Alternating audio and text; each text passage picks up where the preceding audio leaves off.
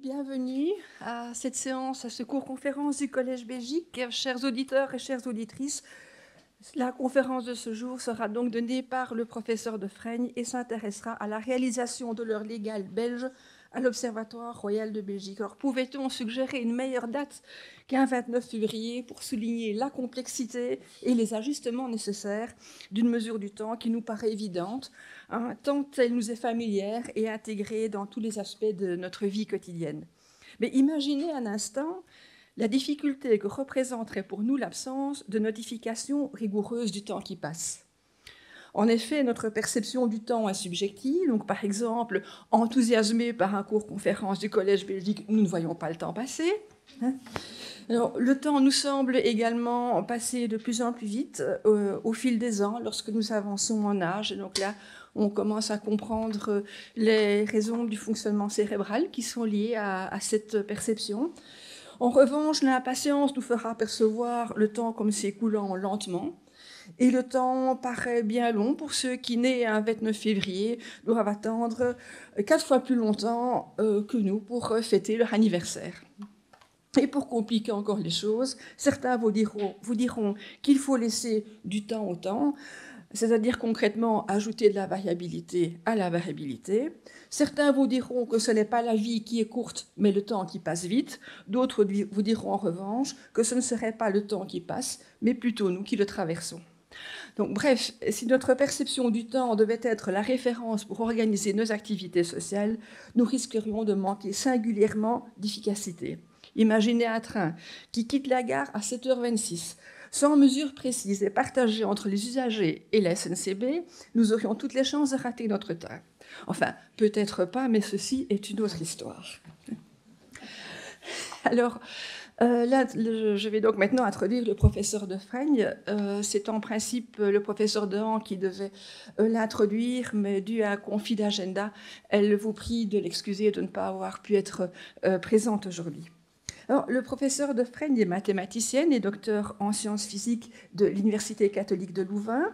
Elle est chef de projet à l'Observatoire royal de Belgique et y est responsable du laboratoire Temps et Fréquences qui fournit notamment l'heure précise en Belgique. Madame de Freigne s'est tout d'abord intéressée à la modélisation des mouvements de convection dans l'intérieur de la Terre et leurs impacts sur les variations de la rotation de la Terre. Elle a ensuite orienté ses recherches vers la météorologie en lien avec le système de navigation par satellite. Pascal de Freigne siège au sein de nombreuses organisations internationales, telles que le Galileo Science Advisory Group, qui conseille l'Agence spatiale européenne, ou encore le Comité consultatif temps et fréquences, sur lequel s'appuie le Bureau international des poids et mesures. On peut encore noter ses responsabilités scientifiques dans l'International Committee on Global Navigation Satellite System aux Nations Unies.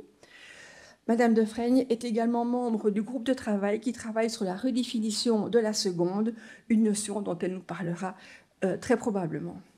Elle est l'auteure de plus de 70 publications scientifiques et a effectué de nombreuses communications internationales, tant ses communications que sa recherche reçoivent un large écho, et le Collège Belgique remercie vivement Madame de Freigne d'avoir accepté de nous présenter ce soir ce cours conférence. Je vous en prie.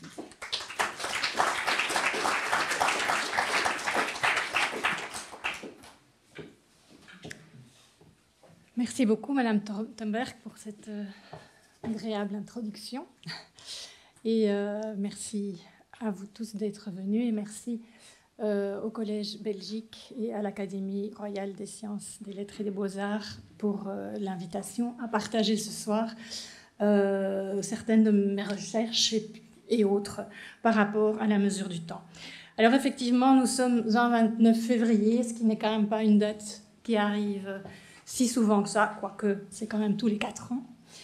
Et donc, c'est peut-être un peu l'occasion de se rappeler d'où vient cette culture ou cette nécessité du 29 février. Alors, notre calendrier est basé à l'origine sur le calendrier romain, qui déjà était, donc là, on parle déjà de plusieurs siècles avant Jésus-Christ, qui était déjà établi en 12 mois. Alors, c'était un calendrier lunaire, c'est-à-dire que la durée totale de l'année comptait exactement 12 lunaisons. Alors cela fait 355 jours, mais bon, les Romains avaient évidemment remarqué que ça ne correspondait pas à une année, et donc régulièrement ils ajoutaient un mois intercalaire, qui était un mois de 22 ou 23 jours, et qu'ils intercalaient entre le 23 et le 24 février, qui était à cette époque-là le dernier mois de l'année, parce que l'année commençait en mars, en l'honneur du dieu de la guerre. Et donc, on avait des années, finalement, au total, qui ne faisaient jamais les 365 jours que dure une année. Surtout qu'en plus, ce mois intercalaire, on l'introduisait ou non, ou on l'introduisait 2 fois, selon qu'on voulait faire durer un règne plus longtemps ou moins longtemps. Donc, c'était un petit peu chaotique. Et Jules César a souhaité mettre un petit peu de l'ordre dans tout cela. Il a fait appel à Sosthène d'Alexandrie, qui, pour lui faire une proposition. Sosthène savait déjà que l'année, c'est-à-dire une révolution complète de la Terre autour du Soleil, durait 365 jours et 6 heures.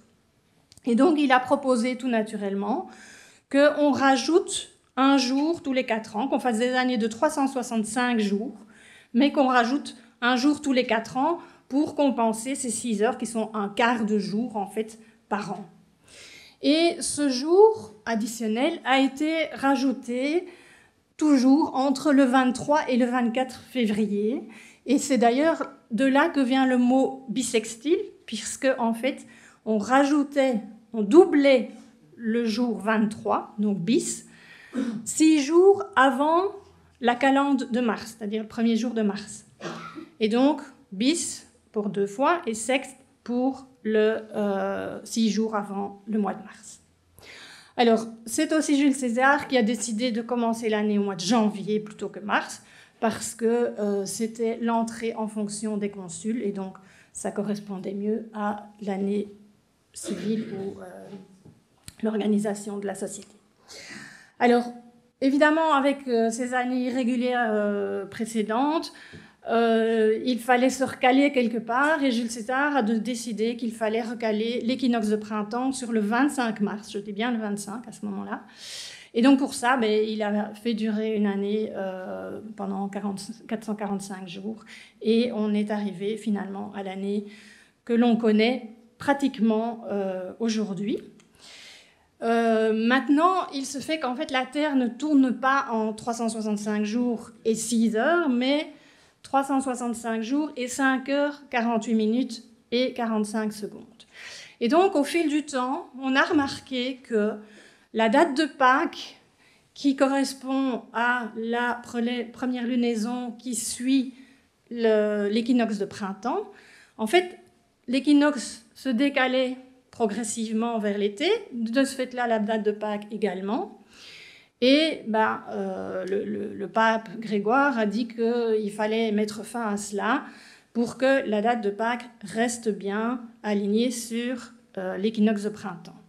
Et donc, lui, il a fait appel à un jésuite allemand, Christophorus Clavius, qui a fait la proposition que pour avoir une année qui soit plus en accord en moyenne sur le long terme avec la révolution de la Terre autour du Soleil, on ne fasse plus d'années bissextiles lorsqu'on est dans un siècle dont le nombre ne se divise pas par 400. Et donc, c'est le système qu'on a actuellement. Donc, 1900, par exemple, n'était pas une année bissextile, alors que 2000 l'était, parce que 2000 est divisible par 400. Alors, depuis l'époque julienne, on avait accumulé, en fait, 13 jours, non, même 14, pardon, on avait accumulé 14 jours. Mais lors du premier concile en 325, concile de Nicée, on a observé que l'équinoxe de printemps tombait le 21 mars et plus le 25, comme l'avait voulu Jules César. Et on se dit que ça devait être une erreur de Sosthène. Mais en fait, ce n'était pas du tout cela. C'était le fait que ce n'est pas 6 heures de décalage par rapport aux 365 jours, mais 5 heures, 48 minutes et 45 secondes. Et donc, on a gardé l'équinoxe au 21 mars, comme maintenant, mais simplement, il a fallu aussi récupérer les 10 jours qu'on avait pris en trop depuis le calendrier, enfin depuis Jules César.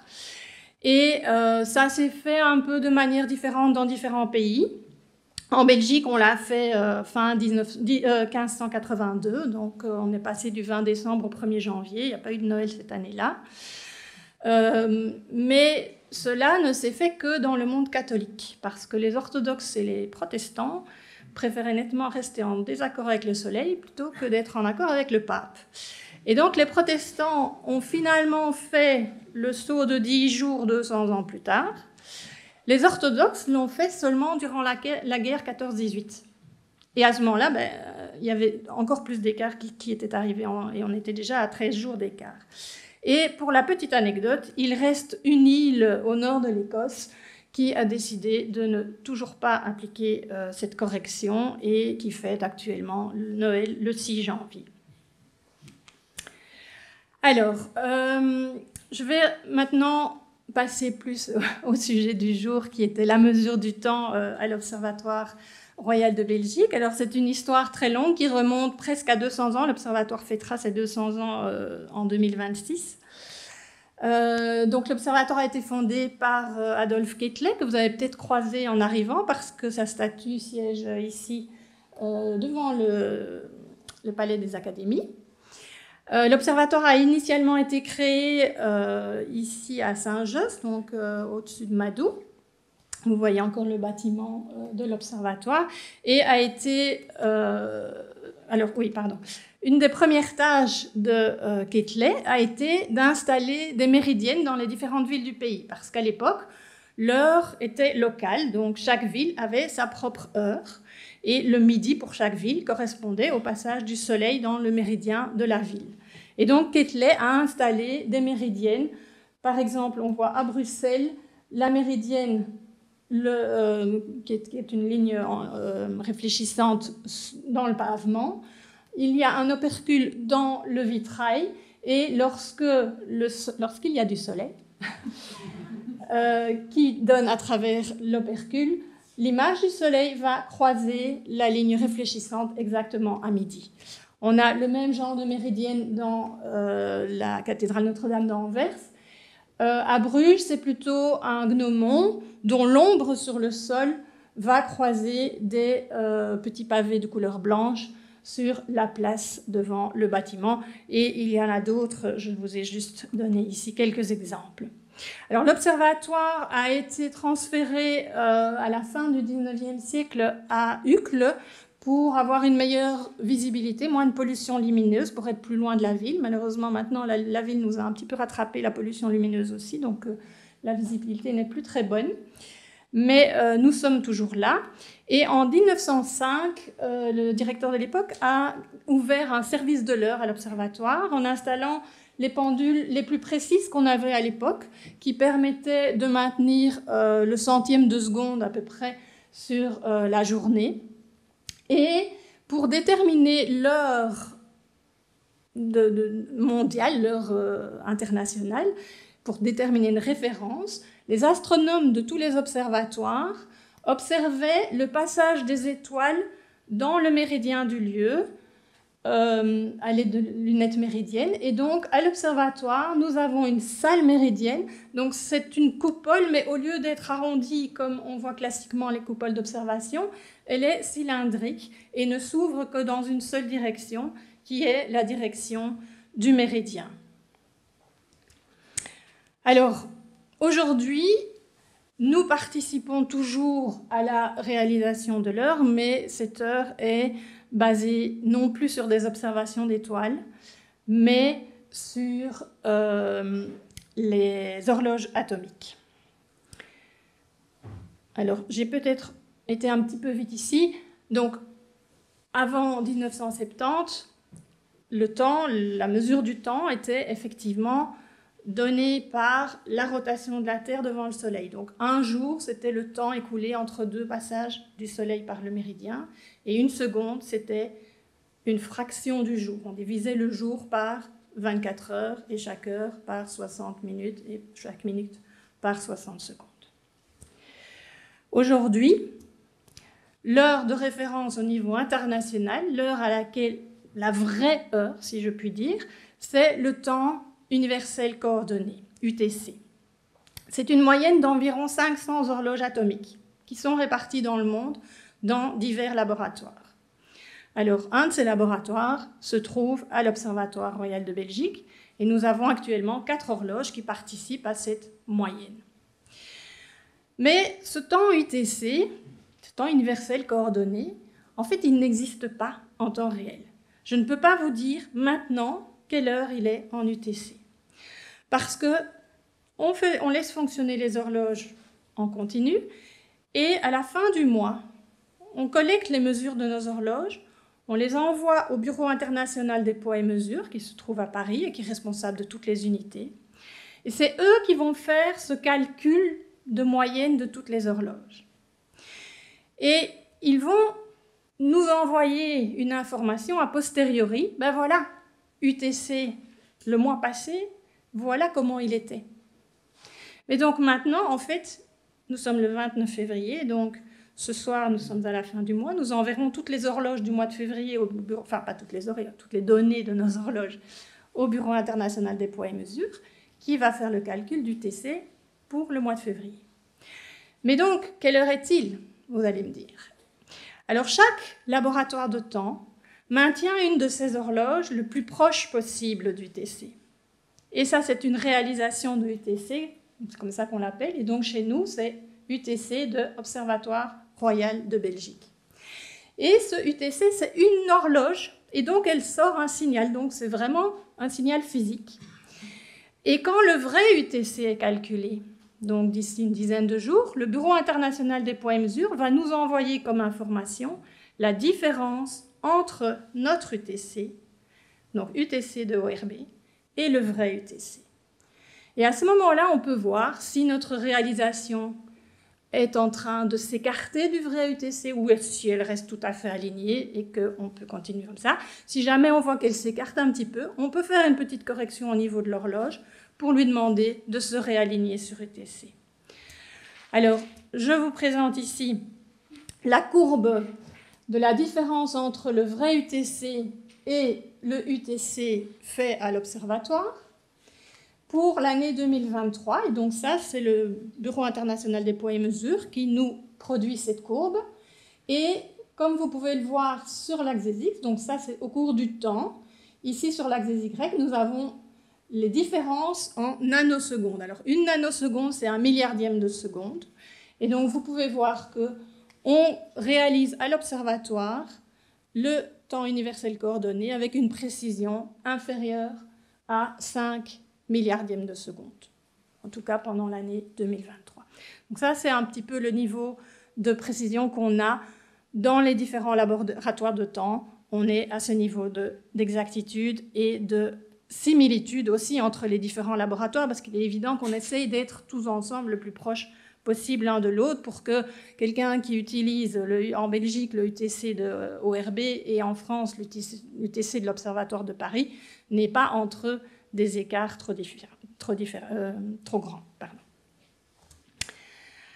Alors, je vais brièvement expliquer quand même le principe d'une horloge atomique parce que je pense que c'est une question qui pourrait venir à votre esprit.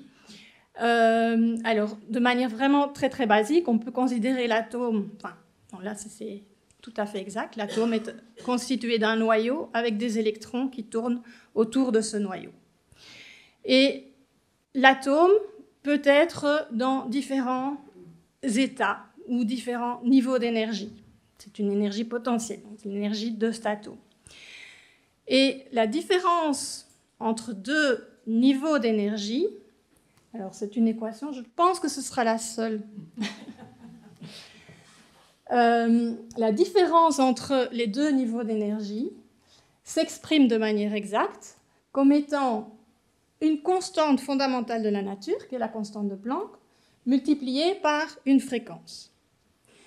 De plus, les différents états dans lesquels peut être un atome, or ces différents niveaux d'énergie, sont discrets. Donc, il peut être dans l'état E1 et dans l'état E2, mais il ne pourra pas être n'importe où entre les deux. Alors, une fréquence, qu'est-ce que c'est? Si on prend une seconde, Une fréquence, c'est le nombre d'oscillations d'un signal par seconde. Donc dans cet exemple-ci, nous avons 4 cycles par seconde ou 4 Hertz. Dans cet exemple ici, nous avons 10 cycles par seconde ou 10 Hertz. Alors, pour que l'atome puisse changer d'état ou de niveau d'énergie, eh bien, il faut qu'on lui apporte un rayonnement avec une fréquence qui soit exactement celle qu'il faut pour vérifier cette équation-là. Si on ne donne pas la bonne fréquence, l'atome, il ne va rien faire du tout. Alors, on retourne dans les années 40, 50. On a observé que l'atome de césium avait des propriétés physiques qui faisaient qu'il était assez facile à utiliser et à mettre sous forme de vapeur. En plus, il possède un électron sur la couche extérieure. Et il y a une transition par rapport à cet électron qui consiste juste à modifier son orientation magnétique. Et donc, c'était une transition assez facile. Et pour cette transition-là, on a réussi à calculer de manière assez précise que pour avoir une seconde, alors une seconde qui soit égale à la seconde qu'on avait définie par rapport à la rotation de la Terre. Pour avoir cette seconde, il fallait compter 9 162 631 770 oscillations. Et ça, c'était une seconde. Et à partir de là, on a dit, eh bien maintenant, on va définir la seconde comme ça. On va définir la seconde comme étant basée sur la transition de l'atome de césium. On a eu en 1955 la première horloge atomique qui a permis de réaliser cette seconde et d'estimer les incertitudes qu'on avait dessus. Ce qui fait qu'on a eu vraiment un changement de paradigme à ce moment-là, c'est qu'on venait d'une seconde qui était définie à partir de la rotation de la Terre et qui a même été définie pendant quelques années sur base de la révolution de la Terre autour du Soleil, donc c'était une fraction de l'année. Alors c'était plus stable parce que c'est vrai que la Terre ne tourne pas toujours à la même vitesse, donc on avait des jours plus longs, des jours plus courts, donc des secondes plus longues, des secondes plus courtes. Mais par contre, c'est une seconde qui n'était quand même pas très facile à réaliser. Quand vous avez une fraction pareille d'une année, c'est pas très évident. Mais l'heure était donc donnée par la Terre et observée par les astronomes. Et à partir de 1967, on a redéfini la seconde sur base de l'atome de césium, comme je viens de vous l'expliquer. On a dit que c'est la durée des 9 162 631 770 périodes de radiation de la transition entre les deux niveaux d'énergie hyper fin de l'état fondamental de l'atome de césium-133. Et donc, à partir de là, l'heure est en quelque sorte fabriquée avec des horloges atomiques en excitant des atomes. Et je voudrais juste vous lire une partie du discours d'ouverture du ministre français des Affaires étrangères lors de la conférence générale des poids et mesures qui a redéfini la seconde, où il dit « Voici que vous allez, au cours de cette session, rechercher dans la profondeur de l'atome l'étalon de définition du temps, celui de la seconde. Vous nous offrez un beau sujet de méditation, la mesure de la course des étoiles dans un cosmos infiniment grand, à l'aide de la vibration d'un atome infiniment petit. » Alors, je vous donne un exemple de fonctionnement maintenant d'une horloge atomique. On va chauffer les atomes de césium pour qu'ils puissent se propager aisément dans le dispositif de l'horloge. Comme je vous ai parlé de la transition qui consistait à modifier le moment magnétique, donc l'orientation magnétique de l'atome, à l'aide d'un aimant, on va pouvoir sélectionner uniquement les atomes qui sont dans le niveau d'énergie inférieur et on va les envoyer dans une cavité où on va les exciter avec un rayonnement qui a une fréquence donnée par un oscillateur à quartz. Alors, comme je vous disais tout à l'heure, si cette fréquence est proche de la définition de la seconde et de la fréquence qu'il faut pour que l'atome change de niveau d'énergie, ils vont changer de niveau d'énergie, donc ils vont passer du bleu au rouge. Par contre, si on est avec une fréquence beaucoup trop loin, tous les atomes vont sortir bleus de la cavité, il ne va rien se passer. Alors, à la sortie de la cavité, on va de nouveau mettre un aimant qui va attirer les atomes, uniquement ceux qui sont dans le niveau d'énergie supérieur. Et de cette détection, on va pouvoir dire, ben oui, en fait, ils ont tous bien changé de niveau d'énergie, ou bien pas du tout. Et on va pouvoir ainsi régler la fréquence de l'excitation pour avoir en permanence un maximum d'atomes excités à la sortie de la cavité. Et donc, il y a un système qu'on appelle servoloop qui permet en permanence de contrôler ce qu'on a à la sortie et de régler la fréquence pour avoir un maximum d'atomes excités. Et à ce moment-là, ça veut dire que la fréquence qu'on a au niveau du quartz est bien la fréquence de la définition de la seconde. Et donc, on peut compter dedans les 9 631, etc., oscillations pour faire une seconde, et ainsi de suite. On a une horloge qui égrène des secondes. Alors, il y a évidemment d'autres types d'horloges qui permettent notamment des précisions ou des exactitudes accrues par rapport à l'horloge à jet de césium dont je viens de vous parler. Un exemple est la fontaine à césium. Alors, il faut savoir qu'au plus on veut une précision sur la seconde, au plus il faut étendre le temps entre les deux interrogations que vous avez vues dans la cavité, donc ici et là. Alors, une solution a été évidemment de faire des horloges avec un tube beaucoup plus long. Comme ça, on augmentait le temps entre les deux interrogations. Une autre possibilité est tout d'abord de ralentir les atomes. Pour ça, on va les piéger en les faisant interagir avec des rayons laser. Et ensuite, on va les envoyer à la verticale. Et donc, avec la gravité, ils vont retomber et on a un temps, on arrive à pratiquement une seconde entre les deux interrogations. Alors, avec d'autres améliorations en plus, on arrive maintenant à réaliser la seconde basée sur l'atome de césium avec une incertitude de l'ordre de 10-16 en fréquence relative, ce qui correspondrait à une incertitude sur la mesure qui est de l'ordre de 5 microhertz. Alors, la seconde est l'unité du système international qui est la mieux déterminée, avec le plus de précision. Et en conséquence de cela, toutes les autres unités, excepté la mole, sont basées sur la définition de la seconde. Alors pour ça, je vais vous expliquer un petit peu comment la Conférence générale des poids et mesures a redéfini le système international des unités en 2018. Ils ont décidé en fait de fixer les constantes fondamentales de la nature en fixant leurs valeurs numériques. Mais ces constantes, elles ont aussi des unités. Et donc, en fixant les valeurs, on a implicitement fixé les unités. Alors, la première constante a été la fréquence correspondant à la transition entre les deux niveaux hyperfins de l'état fondamental de l'atome de césium-133 que vous voyez ici, ce qui définit la seconde.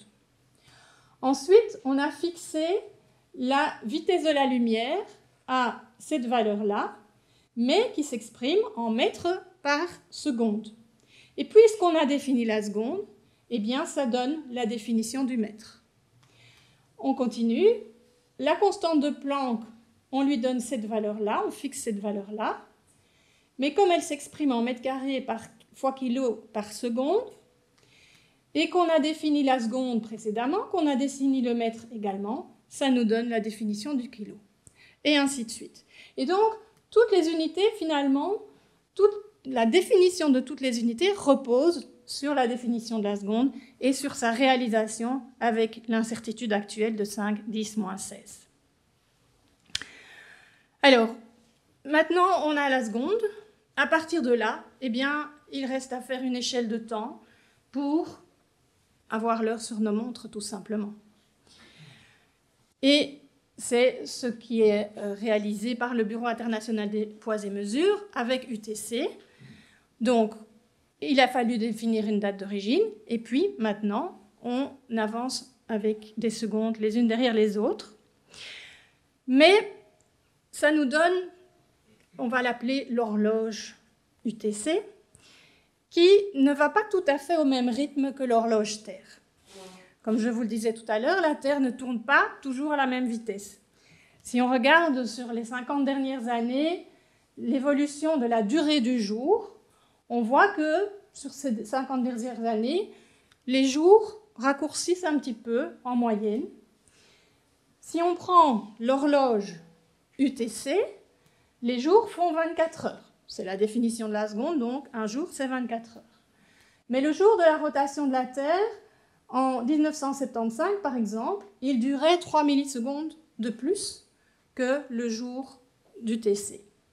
Et du coup, en fait, les horloges atomiques et UTC est toujours un petit peu en avance parce que la Terre tourne moins vite que nos horloges atomiques.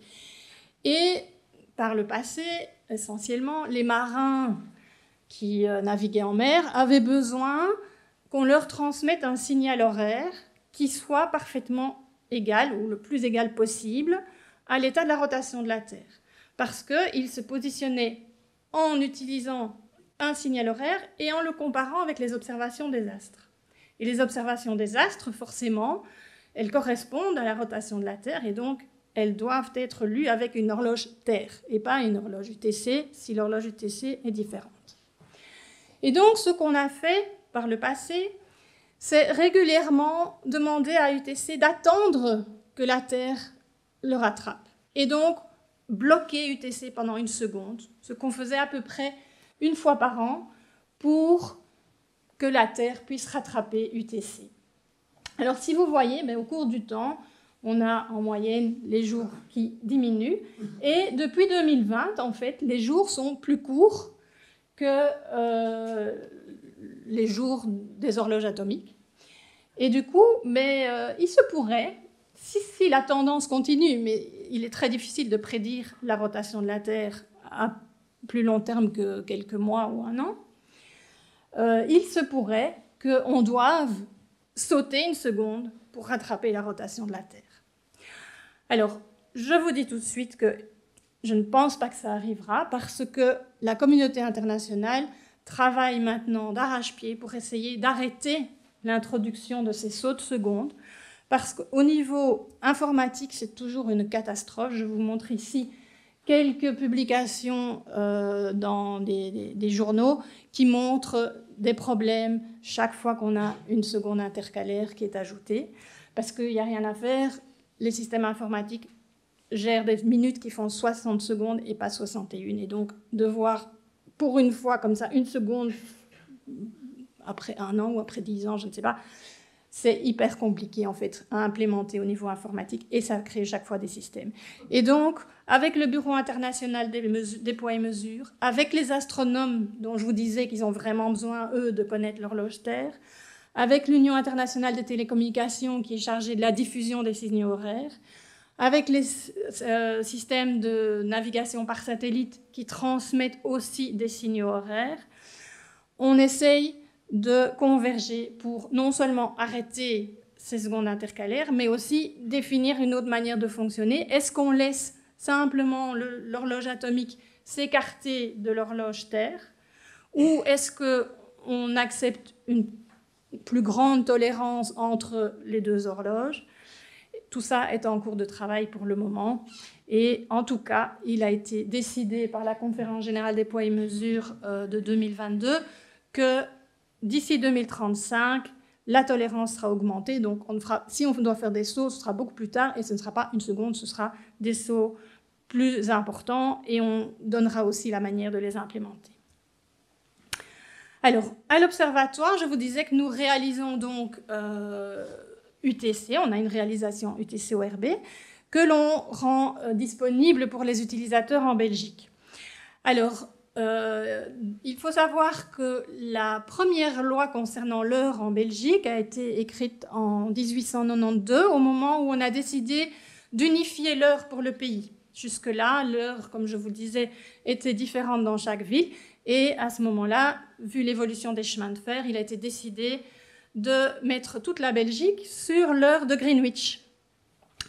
Et on est resté sur cette heure vraiment très longtemps parce que ce n'est qu'en 2018 qu'on a finalement réussi à aboutir avec une nouvelle loi en Belgique disant que l'heure devait être le temps universel, l'heure légale, devait être le temps universel coordonné. Il y avait des directives européennes déjà qui demandaient qui imposaient même que les banques soient traçables au temps universel coordonné. Et donc, il y avait un vide juridique énorme. On ne pouvait pas, en Belgique, rester sur l'heure solaire comme heure légale, alors que les banques devaient être sur UTC. Et tout récemment, en octobre de l'année dernière, un arrêté royal est également sorti en spécifiant que l'Observatoire royal de Belgique et également le service de métrologie en Belgique étaient responsables de réaliser UTC pour le pays et ces réalisations servaient d'heure légale. Alors, comment est-ce que nous disséminons l'heure légale à l'Observatoire royal de Belgique? Eh bien, d'une manière assez basique, je dirais, pour commencer, en utilisant le réseau Internet classique, on a un protocole qui est Network Time Protocol, donc protocole de temps pour les réseaux. On offre une précision à tous les utilisateurs d'environ 10 millisecondes. Donc n'importe qui a un ordinateur peut se connecter sur le UTC de ORB. Alors, une autre manière de disséminer le temps et la fréquence, d'une manière beaucoup plus précise, va être d'utiliser les réseaux de fibre optique déjà existants pour l'Internet, justement, mais d'utiliser vraiment des chemins bien dédiés de fibre optique de ces réseaux. Et on va permettre à ce moment-là de distribuer le temps avec une précision jusqu'à la nanoseconde, donc jusqu'au milliardième de seconde pour les utilisateurs qui en ont besoin. Et également, on va pouvoir distribuer des fréquences avec une stabilité de l'ordre de 10-17. Et si j'ai représenté ici le petit lapin de Alice au pays des merveilles, c'est parce que le protocole servant à distribuer le temps avec cette précision de la nanoseconde s'appelle White Rabbit. Et le nom a bien été donné en l'honneur du lapin de Alice. Alors, ben voilà, nous avons un gros projet donc, qui a démarré l'année dernière de dissémination de temps et fréquence avec les réseaux Internet de fibre optique. Donc, ce travail se fait en collaboration avec le fournisseur de fibres qui est Belnet. Et voilà, on a déjà identifié quelques laboratoires en Belgique qui vont bénéficier de cette fréquence ultra stable ou de ce temps hyper précis. On a un laboratoire à l'ULB, un autre à l'UC Louvain, et on a aussi le laboratoire de physique nucléaire à Moll qui ont besoin de cette fréquence pour leur projet MIRA, donc de recyclage des déchets nucléaires. Et de plus, on va connecter notre réseau belge au réseau européen qui est en train de se mettre en place également, avec l'aide notamment de Géant, qui est le gestionnaire d'infrastructures Internet européen à ce niveau-là, donc qui gère les fibres et qui va nous permettre de connecter les différents laboratoires et les différentes horloges atomiques en développement dans les différents laboratoires, pour avoir une précision accrue sur la mesure du temps et des fréquences. Alors, je vous ai parlé ici essentiellement des laboratoires de recherche, mais on a évidemment également des contacts avec le monde industriel, où les besoins en synchronisation sont effectivement grandissants, essentiellement le monde des télécommunications, notamment pour les data centers, le monde de la finance, puisque je vous disais qu'ils doivent être traçables à UTC et donc passer par des réalisations de UTC. Dans le domaine de l'énergie, où ils ont également besoin de synchronisation de l'ordre de la microseconde, le millionième de seconde, donc, où on va également donc, pouvoir distribuer le service ultra précis de temps. Alors, une de nos activités à l'Observatoire royal de Belgique consiste à apporter du support au système de navigation par satellite européen Galileo. Alors, je voudrais revenir un petit peu dans le passé pour vous faire prendre conscience que la mesure du temps et la navigation sont deux choses qui ont toujours été liées intimement. Christophe Colomb, s'il avait eu une horloge à bord de son bateau, eh bien, il aurait su en fait qu'il n'était pas du tout en Inde comme il le pensait, mais qu'il était ailleurs et qu'il avait découvert un nouveau continent. En fait, si Christophe Colomb avait embarqué dans son bateau une horloge qui indiquait tout le temps ou l'heure de son point de départ au Portugal, bon, évidemment, il n'y avait pas d'horloge à l'époque qui permettait de tenir vents et marées avec une bonne précision. Donc. Mais s'il l'avait eu, il aurait su qu'ici, en observant d'après le soleil qu'il était 8 heures et en sachant qu'il était 15 heures au Portugal parce qu'il avait emporté son horloge avec lui, il aurait su qu'il y avait un écart de 7 heures entre le Portugal et là où il était. Et vu que la Terre tourne, elle fait 365 degrés en 24 heures, il aurait su que pour 7 heures, eh bien, il était à 105 degrés de sa position de départ et donc pas du tout en Inde comme il le croyait. Alors aujourd'hui, on n'a plus nécessairement besoin d'une horloge parce qu'on a à notre disposition les systèmes de navigation par satellite. Tout le monde connaît le GPS, mais GPS n'est pas seul. Donc GPS, ce sont tous les satellites qui seraient sur les orbites vertes que vous voyez ici. Beidou sont les orbites rouges, c'est le système chinois. GLONASS, c'est le système russe, sont les orbites bleues. Galileo, système européen, les orbites bleues foncées. Et alors on a des systèmes régionaux qui arrosent plutôt l'Asie, qui sont le japonais QZSS et Navik au-dessus de l'Inde. Alors, eh bien, je vous disais, la navigation et le temps ont toujours été liés, ils le sont encore aujourd'hui parce que si les GNSS permettent de se positionner sur Terre avec la précision qu'on connaît maintenant d'un mètre ou de quelques mètres, c'est parce que à bord de tous les satellites GNSS, il y a des horloges atomiques. Alors la mesure qui est faite par votre petit boîtier, en fait, dans la voiture ou dans le bateau, c'est une mesure de temps de parcours du signal venant du satellite jusqu'à vous. Donc, je suis désolée pour la deuxième équation, c'est la différence entre le temps où le signal est émis au niveau du satellite et le temps auquel il est reçu au niveau du récepteur. Et en fait, c'est en combinant des mesures de temps faites sur plusieurs satellites en même temps qu'on peut déterminer sa position. Alors, le signal, il vient à la vitesse de la lumière, et donc il parcourt 1 mètre en 3 milliardièmes de seconde. Donc si le récepteur fait une erreur sur la mesure du temps de 3 milliardièmes de seconde, mais il fait une erreur sur la position de 1 mètre. Et donc vous comprenez directement pourquoi ce système n'aurait jamais pu fonctionner s'il n'y avait pas des horloges atomiques à bord des satellites. Et donc ça a été une des toutes premières grandes applications des horloges atomiques, le système GPS américain qui a été évidemment le premier des systèmes à voir le jour dans les années 1970, alors que la première horloge atomique était en 1955. Donc ça a été très vite parce qu'avoir une horloge atomique qui soit spatialisable, c'était vraiment un exploit en si peu de temps. Alors voici par exemple l'intérieur d'un satellite Galileo, où vous voyez ici 2 horloges de type Maser qui fonctionnent avec de l'hydrogène et 2 horloges qui fonctionnent avec du rubidium.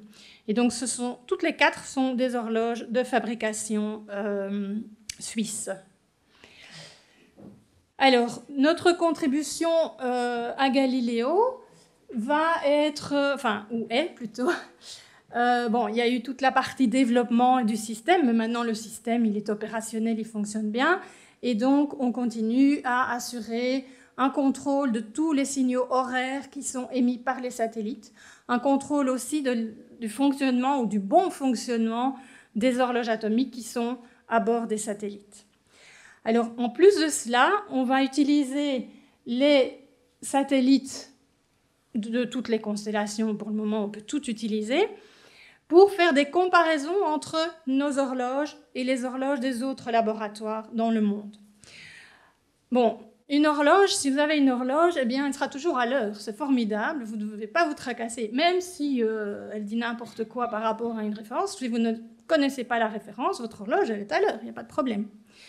Mais donc, si on veut coordonner nos horloges et savoir comment elles se comportent les unes par rapport à l'autre, et puis finalement faire cette moyenne pour avoir le temps universel coordonné, il faut pouvoir les comparer. Donc dans un laboratoire, c'est assez facile, mais on doit aussi pouvoir les comparer avec le laboratoire du voisin. Et pour ça, eh bien, les satellites GNSS nous offrent un outil tout à fait performant, puisqu'ils ont à bord des horloges atomiques. Et donc, à partir du signal émis par le satellite vers la Terre, on peut calculer la différence entre le temps donné par notre horloge et le temps donné par l'horloge du satellite. Et si on fait cela dans une autre station au même moment, puisqu'on se compare à la même horloge du satellite, eh bien, on en déduit l'écart entre l'horloge du voisin et notre horloge à nous. Et donc, c'est ce qu'on fait de manière continuelle. Alors, ça a été un de nos gros sujets de recherche sur les 20 dernières années, et ça l'est encore maintenant. On essaye continuellement d'améliorer notre précision et nos performances de comparaison des horloges, parce qu'on ne veut pas que les mesures faites sur les satellites viennent brouiller le signal de l'horloge et nous empêchent de voir vraiment la précision de notre horloge. Et donc, on doit améliorer la précision des comparaisons. Alors ici, je vous montre un exemple entre le UTC de ORB, donc de chez nous, et le UTC de l'USNO, US Naval Observatory, qui se situe à Washington. Alors, au cours du temps, donc on compare nos deux horloges, on voit que à telle date, on est à 0 nanosecondes, à telle autre date, on dirait qu'on est à 5 nanosecondes, là-bas à 10. Mais en fait, des deux côtés, on a une horloge très très stable. Et on devrait quasiment voir une ligne droite ou une courbe. Et comme vous pouvez le voir, en noir, ce qu'on voit est très bruité. Eh bien, ce sont les performances qu'on avait il y a une vingtaine d'années, quand on a commencé ce domaine de recherche à l'observatoire. C'était les performances de l'époque pour comparer une horloge à Bruxelles, par exemple, avec une horloge aux États-Unis. Et en rouge, vous voyez la solution qu'on peut obtenir maintenant. Donc, on a vraiment amélioré significativement la technique de comparaison des horloges, puisqu'on arrive maintenant à voir presque le comportement de l'horloge. On a encore un petit peu de bruit résiduel, mais on arrive déjà à voir le comportement de l'horloge, si on moyenne en tout cas, sur quelques heures. Pour cela, eh bien, on doit disposer de stations, je regarde l'heure, excusez-moi, de stations de haute précision, évidemment. On ne peut pas faire ça avec des petits récepteurs comme on a dans les voitures, et donc nous travaillons avec des récepteurs de haute gamme qui sont dans le laboratoire de temps dont je vous ai déjà montré des images, et des antennes qui sont installées à l'observatoire avec une visibilité optimale pour nos satellites. Alors les satellites GNSS, ils ont été... l'idée du système est d'offrir du positionnement sur la Terre. Et donc, ils envoient leurs signaux en fait en direction de la Terre. Mais on peut quand même utiliser les lobes de côté pour du positionnement plus loin dans l'espace. Par exemple, si on veut positionner précisément des satellites géostationnaires, on peut mettre un récepteur à bord du satellite, mais qui sera un récepteur avec une meilleure sensibilité parce que les lobes de côté, évidemment, sont encore moins puissants que les lobes principaux. Et si on étend l'idée encore plus loin, on peut aller jusqu'à la Lune. Et donc maintenant, l'Agence spatiale européenne va tester l'année prochaine les premiers récepteurs pour se positionner sur la Lune en utilisant les signaux qui viennent des satellites GNSS autour de la Terre. Alors évidemment, on n'aura jamais une aussi bonne précision que sur la Terre parce que d'une part, le signal est très faible et donc il y aura probablement plus de bruit, mais en plus de ça, tous les signaux vont venir de la même direction.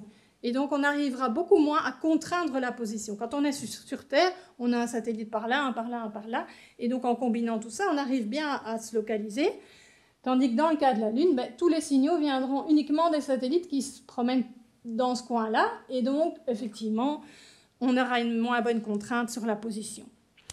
Mais comme à peu près toutes les agences spatiales maintenant développent des missions qui vont partir vers la Lune dans les années futures, dans le but de faire de la science peut-être, surtout exploiter les ressources, malheureusement. L'Agence spatiale européenne et la NASA ont décidé ensemble qu'il était vraiment opportun d'offrir un système de navigation pour les utilisateurs autour de la Lune. Et donc l'idée est de faire un petit peu comme les GNSS autour de la Terre, mais de le faire autour de la Lune, et donc mettre des satellites avec des horloges atomiques en orbite autour de la Lune.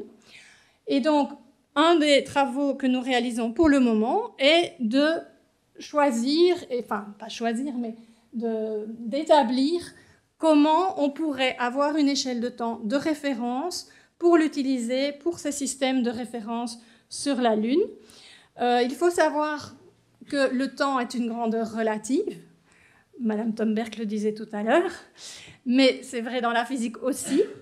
Donc le temps ne s'écoule pas à la même vitesse sur la Terre ou sur la Lune ou à bord d'un satellite autour de la Terre. Et donc il faut prendre en compte tous ces effets relativistes. Et bon, un exemple ici, c'est que sur la Lune, en un an, une horloge aura gagné 2 centièmes de seconde par rapport à une horloge sur la Terre. Alors, voilà. La question actuelle, et ce sur quoi nous travaillons, c'est de voir comment on peut, alors qu'on va quand même devoir être toujours en contact avec la Terre, construire une échelle de temps de référence sur la Lune, qui soit au départ gérée depuis la Terre, parce que pour le moment, il n'y a pas d'horloge sur la Lune, qui à terme puisse éventuellement intégrer des horloges qui seront sur la Lune, en prenant en compte tous ces effets de relativité, parce que je vous parle de cette tendance, mais en plus de la tendance, il y a des variations périodiques d'une centaine de microsecondes qui correspondent à la période de révolution de la Lune autour de la Terre. Et en plus, si vous êtes sur la Lune et que vous comparez des horloges sur la Terre, que ces horloges sont synchrones sur la Terre, mais quand vous les comparez de la Lune, elles ne seront plus synchrones non plus. Donc tout ça doit être pris en compte et mis en pratique dans un système de navigation. Alors je voudrais terminer par le futur, mais qui est déjà bien présent, c'est la redéfinition de la seconde. Alors je vous ai parlé de la définition en 1967, eh bien on est en train de préparer la suivante. Il faut savoir que les horloges atomiques telles que celles de césium travaillent avec des fréquences dans le domaine des micro-ondes, mais depuis une trentaine d'années, on développe des horloges qui travaillent dans les fréquences optiques. Alors les fréquences optiques sont supérieures aux fréquences micro-ondes, donc on a une division de la seconde, on aura plus de cycles encore par seconde, ce qui permet une définition plus précise. Alors différents atomes sont déjà, et différentes transitions sont déjà à l'étude dans différents laboratoires. On a le strontium, l'hyperbium, soit à l'état neutre, soit sous forme d'ion. On ne sait pas encore quel sera, voici un exemple d'horloge atomique. On travaille là, à ce moment-là, avec de la lumière. Donc, ce n'est plus un rayonnement micro-ondes qui est envoyé dans une cavité, mais carrément un rayonnement laser qui est envoyé dans une cavité où on le fera interagir avec des atomes ou des ions. Alors, vous avez vu l'horloge atomique, mais c'est la taille d'un laboratoire. La première horloge atomique transportable a été développée par nos collègues allemands il y a quelques années. Il y en a une deuxième qui est en préparation au Japon. Donc on ne sait pas encore, voilà, on n'est pas encore vraiment prêt pour une nouvelle définition avec la fréquence optique, mais on doit la préparer parce que on a des horloges, donc on peut déjà réaliser la seconde de manière plus précise. Alors il y a actuellement 3 options pour une nouvelle définition. La première, c'est simplement dire on va choisir un autre atome avec une autre transition. On avait le césium avec les 9 milliards 192 millions, etc. On va prendre un autre atome et on aura par exemple 560, enfin je ne sais pas dire des nombres si grands, 1000 milliards. Une autre possibilité, comme vous avez vu qu'on a des horloges atomiques déjà qui travaillent et qui fonctionnent avec différents atomes et différentes transitions, la deuxième possibilité, ce serait de faire une moyenne de ces différentes transitions. Et l'intérêt dans ce cas-là, c'est qu'effectivement, on pourrait réaliser directement la seconde avec les différents types d'horloges qu'on a à disposition. Et on aurait des réalisations primaires de la seconde. Alors, il y a même des physiciens qui proposent que cette combinaison ne soit pas fixée une fois pour toutes. On va donner des poids relatifs aux performances des différentes horloges et au niveau d'incertitude qu'elles peuvent donner, et que ces poids pourraient évoluer dans le temps, parce que si maintenant on a une horloge qui tout d'un coup fait beaucoup mieux que les autres, ben, on peut à ce moment-là changer son poids et lui en donner plus. Bon, conceptuellement, pour une définition d'une unité fondamentale, ça passe pas toujours bien, mais c'est à l'étude dans la communauté scientifique. Alors la troisième option aurait été de fixer une autre constante fondamentale de la physique, mais malheureusement, nous n'avons aucune constante à disposition qui soit déterminée avec suffisamment de précision. Donc cette option-là doit être abandonnée.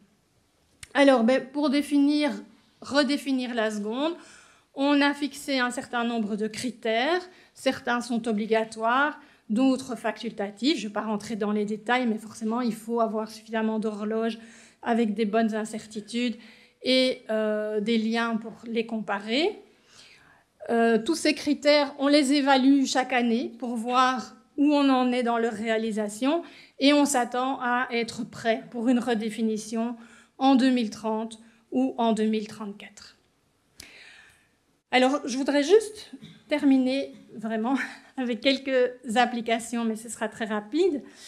Tout d'abord, maintenant, avec la précision qu'on a avec ces nouvelles horloges atomiques optiques, on va être en mesure d'observer le champ de potentiel de la Terre. Donc, par exemple, ce qu'on appelle la gravité, mais il y a une petite nuance.